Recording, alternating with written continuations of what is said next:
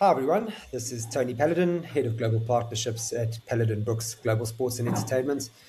And today I've got the absolute privilege of being in a room with Ursula and Kirsten, who came fifth at the 2016 Rio Olympics after a bronze medal qualifier at the 2015 World Championships.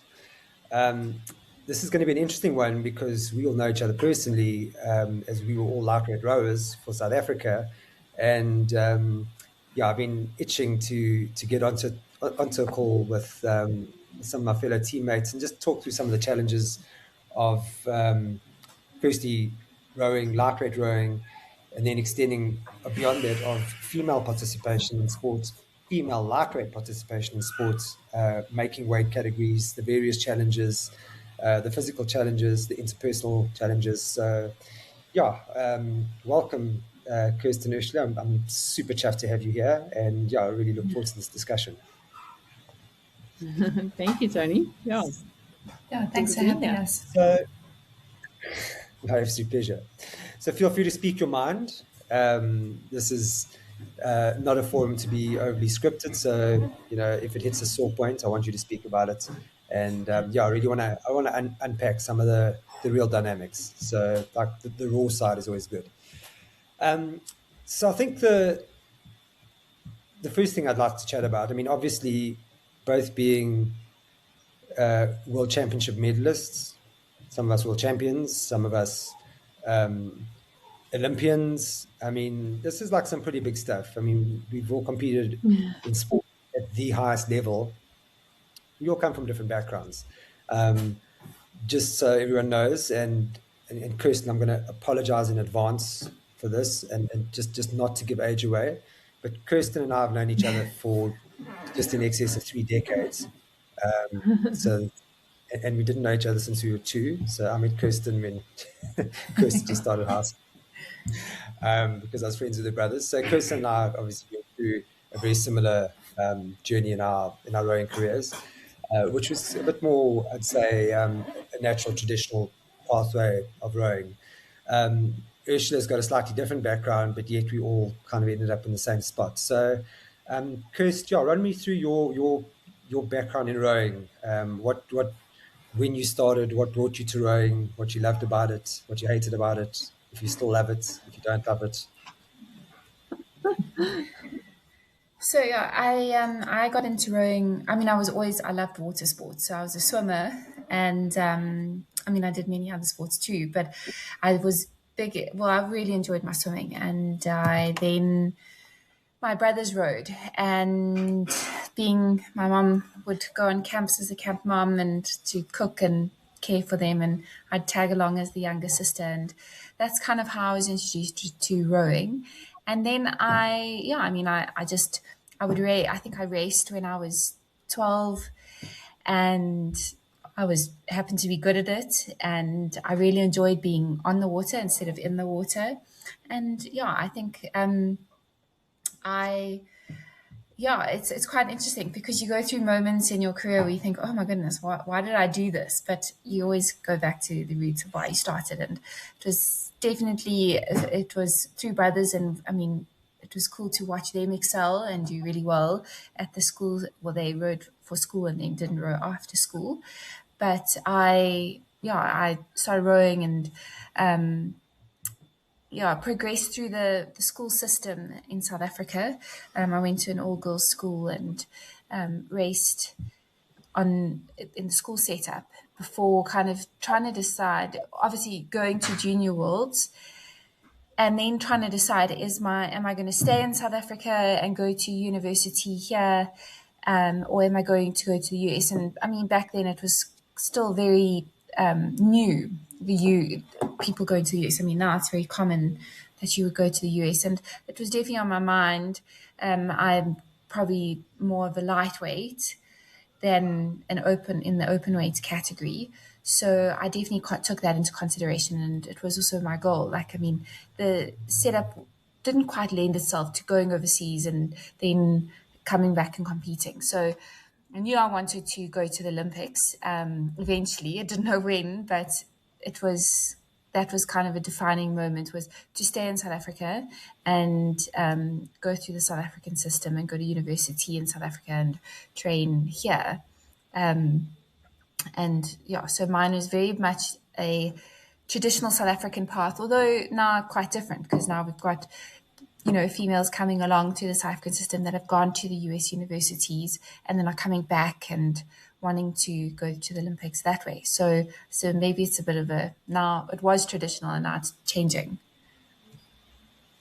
Well, I think I think Ursula is kind of like proof and pudding on that, because I think you've had a very different background in rowing. So I mean, tell us about your introduction to rowing and where you started, and how you ultimately ended up in Rio. Well, I think if I could have gone to more traditional, I would have loved it. I would have loved to have rowed at university. I think when I look at university rowing, it looks so fun and incredible. So I missed all of that because I only started rowing so much later in my life. I was already 26 and I kind of picked up an oar for the first time. Yes, I had been sporty before that. So I guess there is some level of physiology that I had. I was a triathlete, raced for South Africa that way. But yes, I only picked up an oar when I was 26 at a learn to row class. I was living in Seattle at the time, and there's so much water there and so much rowing. When I was at high school, rowing just started making its way when I was already in matric, so never got exposed to it. And then at university also I was not exposed to it at all, so only much later in my life. And then I mean, I really enjoyed it, like right away. I think like Kirsten shared, I was also with triathlon. I mean, you're also swimming, so there is a water element that I just really loved. And then, so I did this learn to row class, but, and I actually rowed as a master first. So in rowing, that's kind of funny because master's rowing is like for 27 and up. And I was 26 and I had to get special permission to row in the master's, like, what was it, like a AAA category. So that I could row in the US Masters rowing. And I raced 1,000 meters in the beginning of my career. And, but then, and I was rowing recreationally. I was working full time, so just kind of did this master's rowing. But then, something really like big happened in my life. My brother committed suicide, which is really hard. I mean, it's obviously hard on the family side, but it's also hard on, like, it really made me question everything in life.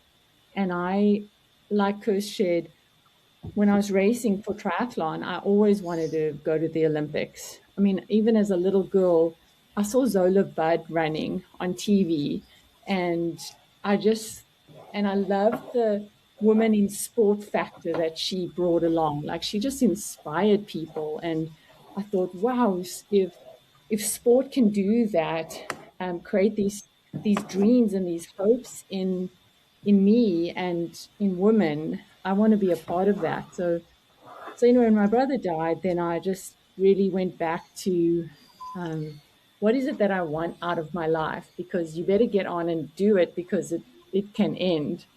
And so I called this coach up in Seattle who had just moved from Spain. And I said to him, I want to go to the Olympics. And he said to me, how old are you? And I said to him, I think I was 27. So I said, I was 27. And he said, well, how long have you been rowing? And I said, about a year. And he said to me, well, what is your ERG score? And I think at the time it was like 730. And he asked me my weight. And then he just said to me, you have the wrong idea. I mean, people take years to go to the Olympics, and your ERG score isn't very good. And it's no. So then when I put the phone down, I just thought, oh, okay, well, that's that. But he called me back and he said to me, you're the first person who's called me for rowing coaching, so I can't say no to you. But I don't know about the Olympics, but let me just teach you how to row. and his name is Carlos, and so I spent the next 3 years working with Carlos on a fast track for getting up to speed to rowing. And I guess along the way, like he did see that I was very committed and very strong, and then I guess like a big clencher for me was in 2010 when I did break the world record on the rowing machine. And then I think Carlos said to me, I think you can do this.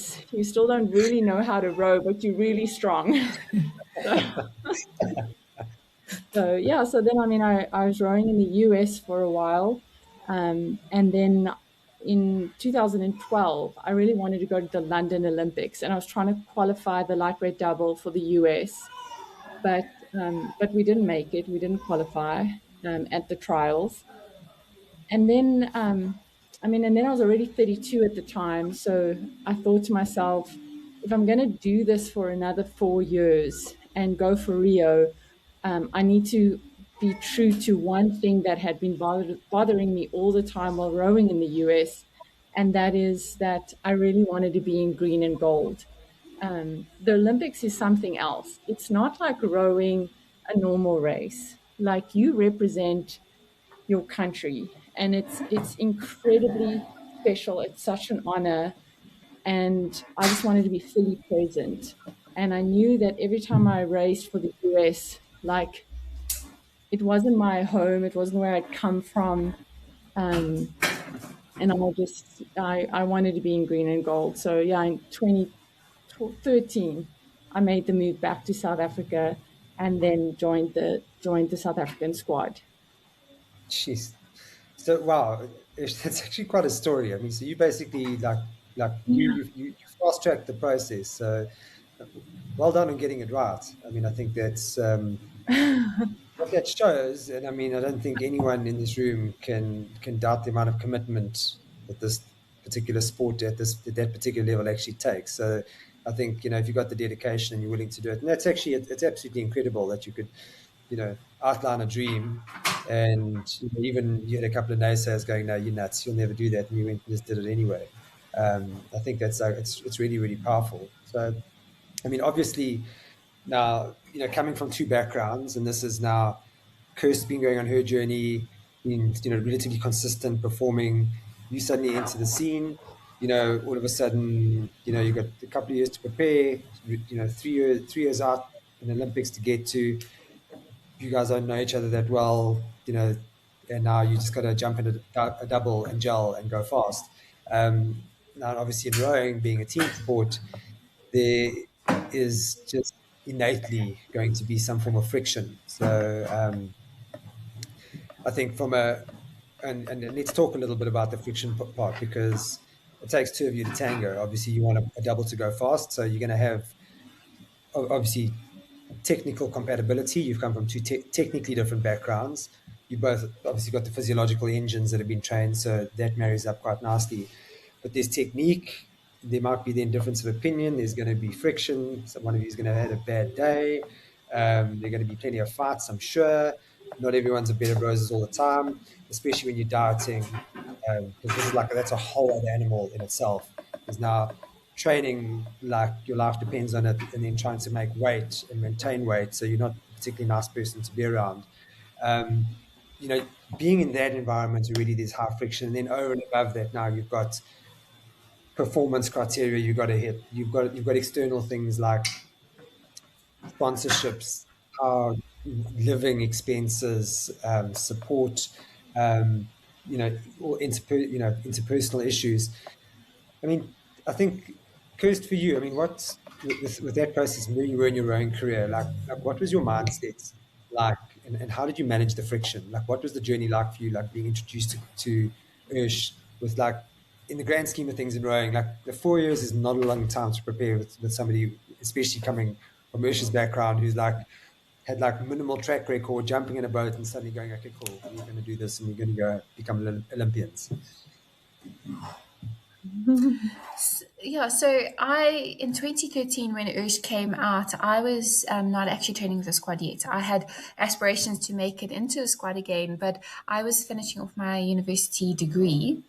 And I do remember, I was wanting to get back into the squad, and had chatted to Roger Barrow, who was the head national coach at the time. And so I was kind of trying to make that transition across. I'd been to University World Champs in 2012, and then really wanted to prove myself. So there's one moment I do remember, and I mean, Urs isn't, I don't think I ever shared it with Urs. All the time we spent together, but I don't think I shared it, is I remember in 2013, I was rowing at Rudderplaat and in the Skull, and obviously I knew it was Urs who was rowing there, and I was like, if I can I was ahead of her, and I was like, I just need to move away from her, because obviously I knew how good Urs was, and I was like, I need to prove to myself that I'm as strong and as good as what Urs is, because obviously I knew Urs was insanely strong. And and I just remember rowing that day. It was in the last 250 on the course, and I was like, if I can put distance into it. But I mean, you know how it is, it's steady, no one races at steady, and you can really thug it out at steady state. Of course, no, and you can move away from a person, because she's completely oblivious to the fact that she's got someone racing her ahead of her. So anyway, yeah, and I thought it was really exciting that there was another lightweight, Katie Johnson. She was in the squad at that time. And then obviously I'd heard about Urs coming back into the squad and forming part of the squad. And it was really exciting because she was really good and really strong. And I stand by it, and I've said it all along, is that Urs definitely raised the standard of women's rowing when she came back in 2013. I think, I remember the first time we all raced her, and even when she was on the ergo, she was miles ahead. I mean, she just had this, I don't know, I think we used to say your diesel engine. I think AJ used to say, she just had this insane diesel engine that she could just move through the middle, and no one could keep up. And she just she just got on the ergo and she pulled hard. There was no complications about it. She just got on, pulled hard, and when she raced hard, and definitely raised the standard of women's rowing. And I say that across both lightweight and heavyweight rowing. I think if I think of Ursula, if she hadn't come into the South African setup, I really don't think that we would have had that Olympic cycle that we did 2013 through to 2016. Even the heavy women, I know they had really good build up to the London Olympics, even though they didn't quite get the result they wanted in 2012. I still think that Urs came and set a standard in the single sculls, because that's what we would race. Before they went off into the pair and us into the doubles, we'd race the sculls, and it was ruthless just to make that final, and then that. So for me, in the beginning, having Urs around setting that standard was vitally important for all of us.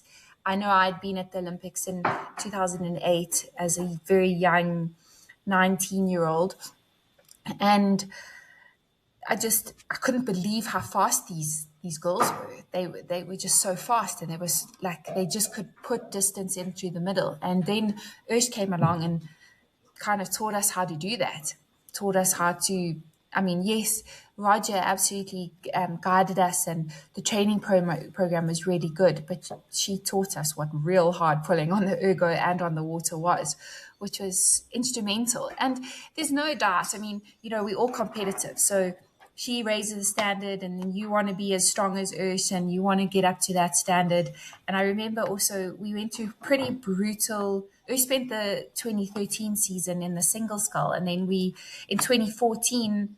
I was still. I just finished my degree, and then I was still working as a head of rowing at a school, and I was in 2014. I resigned from the head of rowing because I was like, this has got to be a full-time thing. And I remember us going through quite a brutal selection on that March. Well, it was January, February, March. And I remember on that March camp, you were in the double for a week, then you were out the double, and you were trying to prove yourself. And I remember being in, I'm not one for tears, but it meant so much to me to make this lightweight double that I remember being in tears one stage. And it was nothing personal. It wasn't anything against Urs or Katie. It was me just so desperate to make that double. And then I realized, well, at the moment, I can work every single day to being as strong and as fast on the water as Ursh. But so that's going to take time. That's going to take time to build that engine and that strength and that. And but I decided that was the point. I was going to be the best technical rower I could be, and in the squad. That no one would be able to question me. That if it came down to small margins, if they'd say, okay, who's technically going to make the double go better? I was determined to be the best technical rower. And so, yeah, I think, that definitely, I can't say that. I mean, I don't know. Maybe Ush, you feel differently, and I'm looking forward to hearing what you say. But I can't say we were. I mean, when we raced the skull, it was never, I'm going to go beat Ursula. It was going to be, I want to be the fastest lightweight. And I want to win because we loved to win. And it was never personal. And then when we were in the double, we just wanted to be the fastest double that we did. And we had so much respect for one another when we were in the double, which I think was huge strength for our double, was that it was never, I mean, I was never, in the double, I was never trying to be better than Ursh. I wanted to be able to hold my own technically and physically, but it was never an unhealthy competition in the double, which I really do think was a contributor to the successes of our boat. I'm interested to hear what you say, Ursh. Yeah, I always said, Tony, you spoke earlier about maybe the differences that Kirsten and I had. We were different. We allowed each other to be different. Like in the mornings before races, Kirsten needed to do her makeup and blow dry her hair. I needed to do yoga and stretching and go for a sweat run. Like it was what we did, but we knew when we were in the boat, it was always so clear what we needed to do. And I always enjoyed that. Like we didn't hang out, well, because we saw each other so much. Sometimes I thought to myself, we see each other more than I see anyone else, especially when we were on camp. We were sleeping in the same room all the time. So we saw it, we were with each other a lot. But like Chris said, we just knew what we had to do in the double, even if we weren't hanging out all the time. And I wouldn't say we were the best of friends, but we weren't enemies either, just because we knew exactly what we had to do in that double. And I appreciated that. Like it kept things very clear on what we wanted. And then healthy boundaries elsewhere. I mean, I've heard of other rowing partners and some of the horrific fights and things that they had. And Chris and I never had that. Like we never fought like that. We just, we knew what we wanted, and it was the same goal, and it was gold. I think, just hearing both of you speak, I mean, it's really, your approach to it is extremely mature. And I think many, rowing, just because it's such a physically demanding sport, it generally steers towards, your mid to late 20s into your early 30s. Like that's kind of when you're at your best. And, a lot of adults, and I mean, today, in the work I do, I deal with people that are 10, 15, 20 years older than me and don't have that same emotional maturity. So I think it's actually extremely commendable that you were able to adopt that mindset of, accepting each other for what you are, accepting each other's differences. First, I love the fact that you blew dry your hair before training and racing. That's really admirable, and I think we should let L'Oreal know about all this, because there's a big campaign that they're busy doing at the moment. I want to explain to you why I did that. It was all a whole thing about like, I want to respect my race and respect my competitors. So, you go in, you put a lot of effort into the way you go in. I felt like I wanted to put an effort into the way I went into battle. So it was like my way of showing respect to competitors and to the race. And me being the very girly girl I am.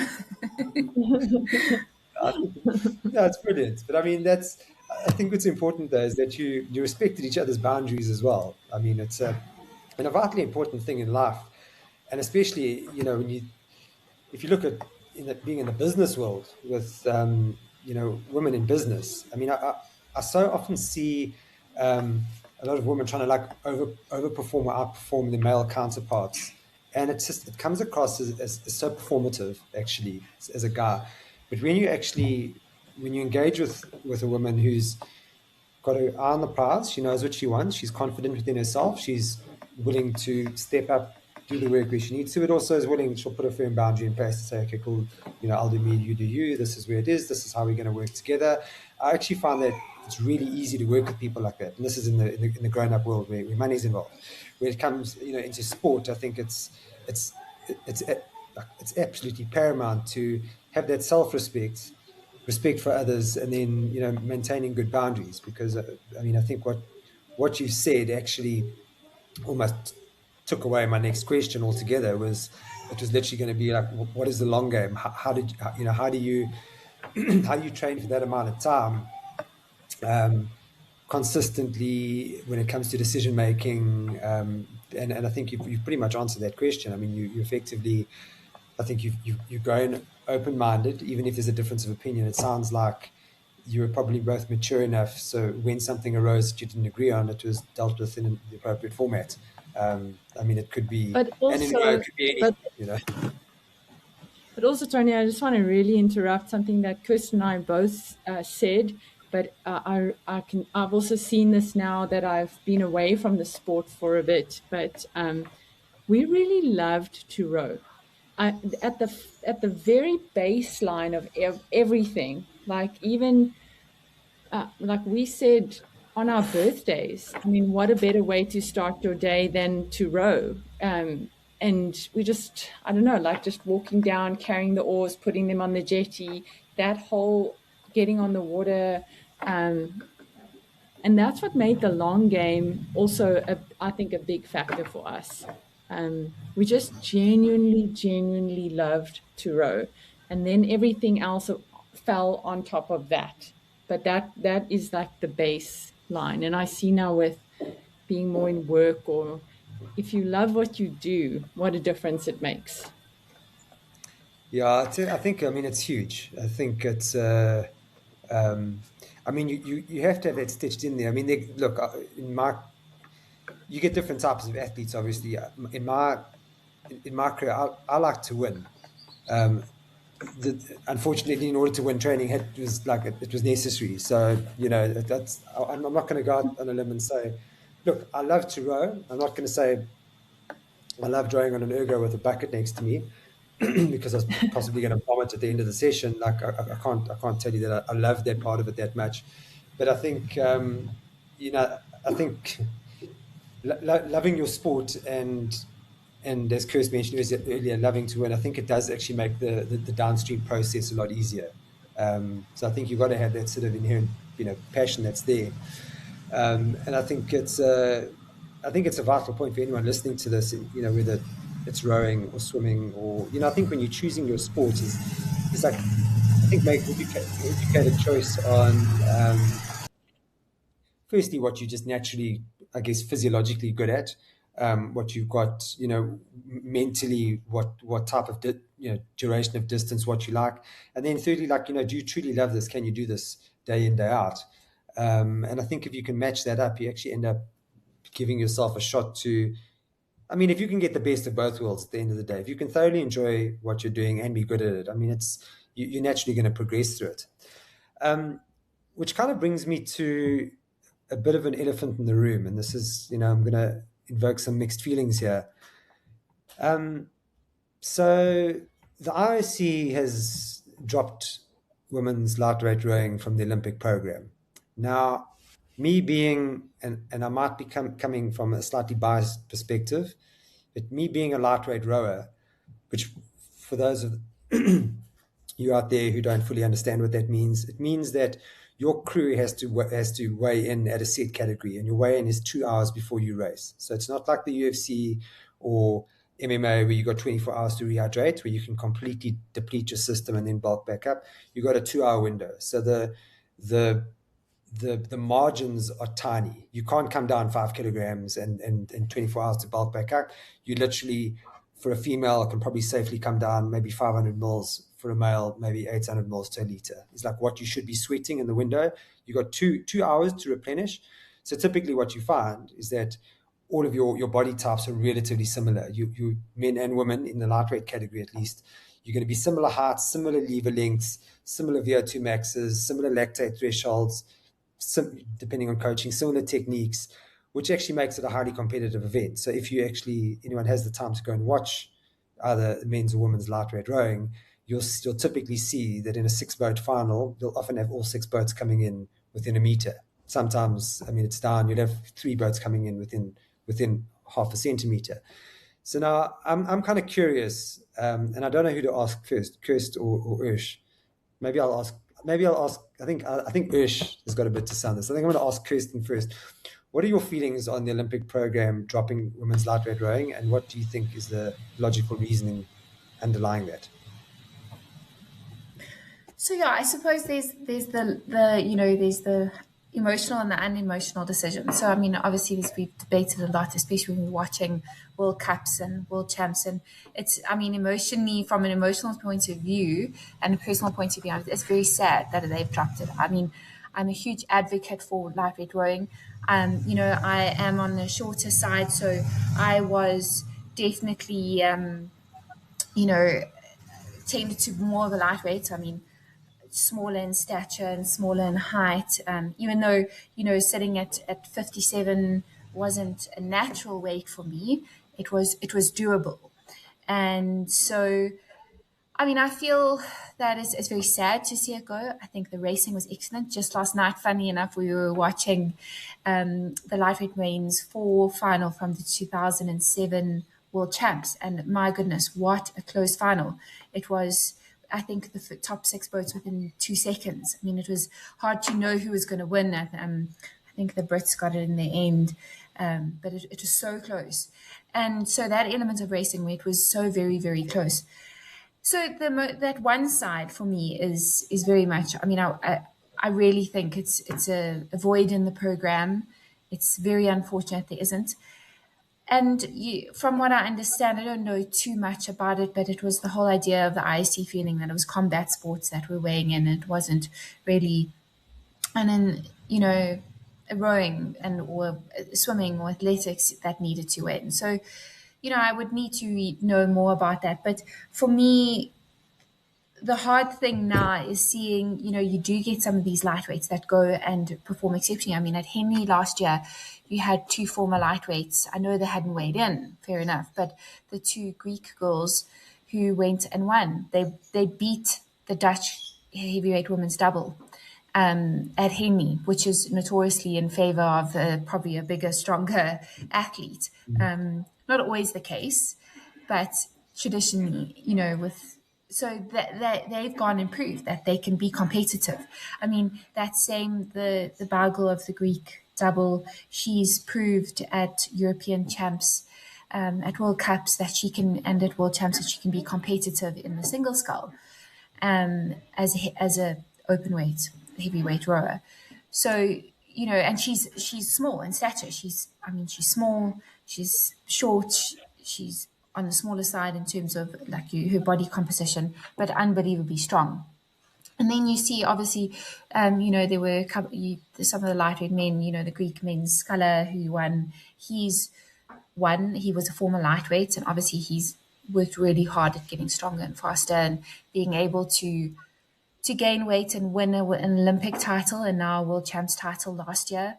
The same goes for, is it Fintan McCarthy from the Irish lightweight double? He's got a medal in the lightweight, in the men's double last year, proving again, he was with an open weight rower, heavyweight rower, but proving again, lightweights can compete. So I think it's difficult. It's very difficult because you've got to make that transition and you've got to commit wholeheartedly to getting stronger. And I do think what stands in their favor is they are technically very proficient, and they're able to go and compete. But in saying that, I'm very sad that lightweight rowing's gone. I think it was because, like you said, Tony, the stature was, your stature is very similar, physiologically very similar. So many elements, because you're having to weigh in 2 hours before. There's the kind of defining factor was the technical ability, which then also made the racing so close.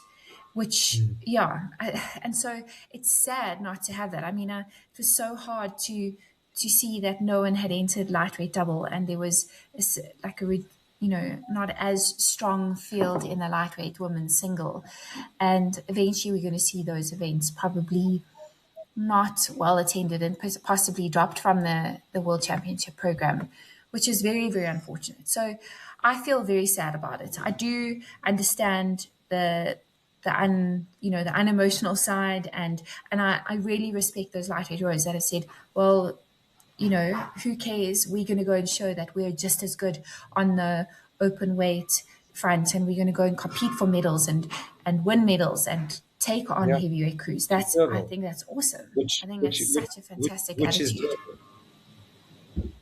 Yes. So it's very hard.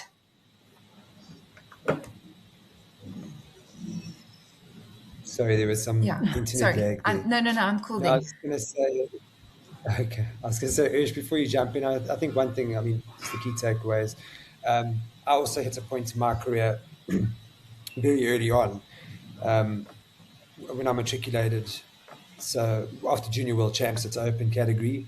I'm 182 tall, which by rowing standards is quite short, but I raced at 80 kilograms. So now I had to go like 10 kilograms up or 10 kilograms down.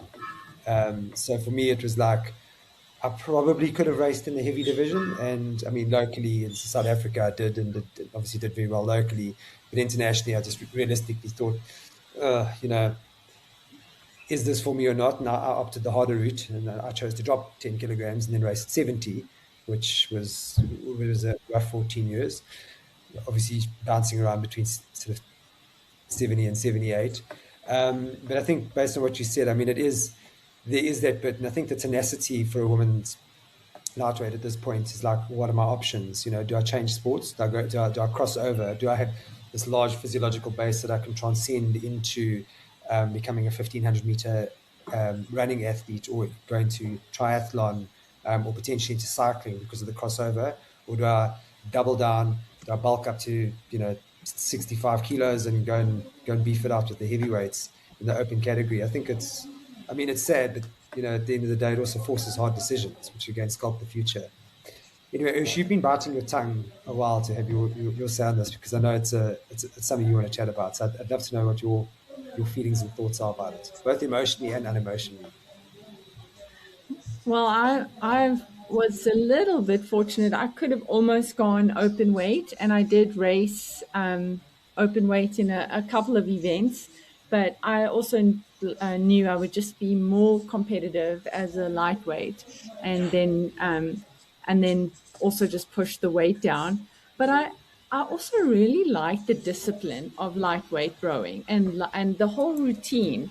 We had a couple of our lightweights, John Smith, who went open weight, and I just saw how the different way of training, the different way of being, the mentality, and it's just different. I just really liked the structure, the extreme discipline that lightweight rowing forces you into, and actually how that makes you a better person. Like that adversity, that the weigh in, the making weight, like working also together with your partner to try and make weight together, because you, especially in the double, you're not doing it on your own. You have agreed on a weight, and you feel this extreme ownership of, if I don't make this, my partner is also not going to race. We are going to disqualify the boat together. There's something very special about that, that you bring in as an added layer. And it sounds like a lot. How many times do I wish we didn't have to do it? But actually, that adversity, that difficulty, just made us so much better. And I guess for me, lightweight rowing going away, it's just sad that other people, won't experience that, because if it's not forced on you, it just won't hold the same weight. But I also find it interesting that in my lifetime, I've spoken to Lorien Vermulst, who was a Dutch rower. She was one of the very first lightweight rowers, and the New Zealand woman, Evelyn, I can't remember her name either. So it just within my lifetime, I've spoken to the people who have been the very first lightweights, and now I'm still alive at the end of it. So it's just amazing to me how long things can take, but also how quickly they can change. Yeah, I think look, a big takeaway, and it's, you see this sadly but realistically with elite level sports and at the Olympic level, is that you can train for something for a very long space of time and not make it, and through no fault of your own, and have it taken away from you. And I think like that's a really rough one. I'll share my journey at some other point in time. But I think one of the things it does teach you is how to face life on life's terms. You can, and especially for a young female lightweight rower now whose aspiration was the Olympics, and all of a sudden like, sorry, it's not happening. And then that's a boardroom decision that happened up at the top governance level. Like the emotions don't really matter. There's certain KPIs and metrics that force that hand, and done and dusted. And there's a whole bunch of downstream consequence that happens because of it. But I guess it's one of the things that also teaches you, just grit and tenacity in sport. But I think very importantly in life, I think all of us can agree, the discipline that we spoke about has stood us in good stead. And post my rowing career, when I've allowed my life to become undisciplined, everything falls to pieces. Generally you just don't perform anywhere in life, relationally, occupationally. I mean, you get lazy at the end of the day. And when you actually recruit yourself back into a mindset of focus and discipline, how better you are as a wife or a husband, or as a mother or a father, as a friend, how much more productive you are at work. So I think it's, going through the discipline's one thing, but also facing the disappointments is also, like, as tough as it is, as far as, at least, and it's sad, my 2 cents is, it saddens me to see the women's lightweight event dropped from the Olympics, but at the same time, I'd be curious to see what presents over the next couple of years. I'd love to see how many female lightweight athletes actually step it up into the open category and win, because we all want to see that happen. Or somebody who can tell a story 8 years from now as to where this was pivotal in their career, when they've got a gold medal in a different sporting discipline altogether. So I think as unpleasant as it is, I think there is going to be some form of natural silver lining for certain people, and I think it's what they choose to do with it at the end of the day. I think in every disappointment there can be a blessing. It just depends on the sort of the mindset that you adopt. So yeah, I think that's a good wrap for us. I've been really keen to chat to both of you, and I wouldn't mind unpacking a bit more in the future, maybe scheduling another one of these. It's always nice to really start digging in a little bit deeper into just into our backgrounds. And I think the bit that we didn't touch on this, which is surface level, was the way we talk about it is the making weight, and just that kind of difficult and stuff. It was terrible. It was really hard. Making weight was hard. Being on diet for a decade wasn't great. The irony now for me is I allowed myself to get fat after I retired from rowing, and then eventually at some point I was like, no, I've got to actually chisel back down. I'm now back almost within fighting weight, back in the men's lightweight category. So it sort of does full circle. But anyway, I'd like to just say thanks. And are there any parting notes from you guys that you want to say before we move on?